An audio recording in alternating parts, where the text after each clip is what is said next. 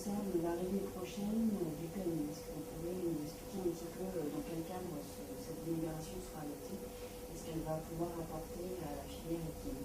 Oui, alors aujourd'hui, nous adoptons la délibération provinciale qui organise les courses de chevaux, qui oblige donc la fédération et les sociétés de course à nous présenter des statuts qui vont être agréés par la province. Nous allons également, par le biais de la fédération, agréer les hippodromes qui sont sur notre territoire.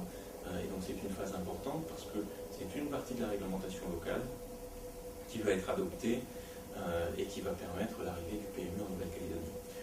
Début mai, nous allons adopter la réglementation au niveau du congrès qui va permettre donc l'organisation des jeux et la fiscalité sur ces jeux. Et donc une fois que ce processus sera terminé, eh bien, il ne restera que 2 décrets qui devront être adoptés en métropole pour permettre l'arrivée du PMU. Alors c'est un sujet qui est ancien, qui a une dizaine d'années, que j'ai relancé il y a 1 an et demi à mon arrivée à la province sud, à la demande des socioprofessionnels qui sont en difficulté financière aujourd'hui, qui perdent entre 3 et 5 millions par an et qui souhaitent pouvoir bénéficier de sources de financement avec l'arrivée du PMU. Et donc c'est un dossier qui est complexe parce qu'il demande l'interaction de nombreuses collectivités. L'État, donc pour l'autorisation du PMU à venir en Nouvelle-Calédonie, la Nouvelle-Calédonie pour la partie fiscalité, les provinces pour l'organisation des courses et le suivi des hippodromes, et donc chaque province devra adopter en termes identiques la même réglementation. La province Nord devrait se doter d'un hippodrome avec la réouverture de l'hippodrome de Koumak l'année prochaine. La province des îles Loyauté a le projet de construire un hippodrome, et donc toutes les provinces sont concernées.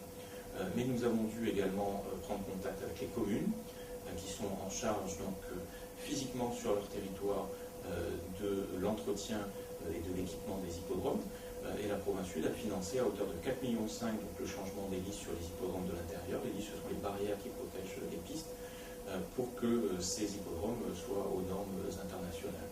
Le gouvernement a donné 2,5 millions pour les droits d'entrée de ces listes. Donc on voit bien qu'il y a une multitude de collectivités qui sont concernées.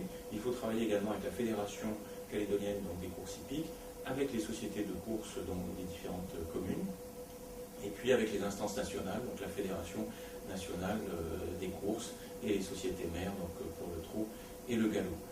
C'est un dossier donc, qui a pris plusieurs mois donc, à être préparé, mais on en voit aujourd'hui progressivement l'aboutissement. Au mois de juillet, donc, Canal+ va nous proposer la chaîne Equidia Live avec des courses internationales en direct pour les amateurs. Et puis au mois d'août, donc, on devrait faire un premier test pour voir si on peut faire fonctionner le PMU à l'occasion de la Coupe Clark.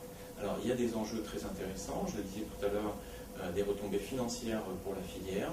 Le PMU, c'est une structure qui ne fait pas de bénéfices et qui reverse l'intégralité de ses gains donc, dans la filière équine.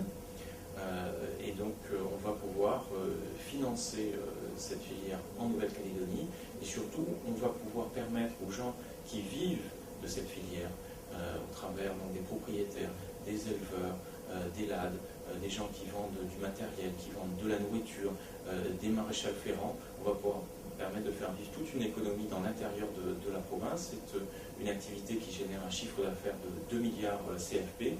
Et puis, on va permettre également des perspectives intéressantes.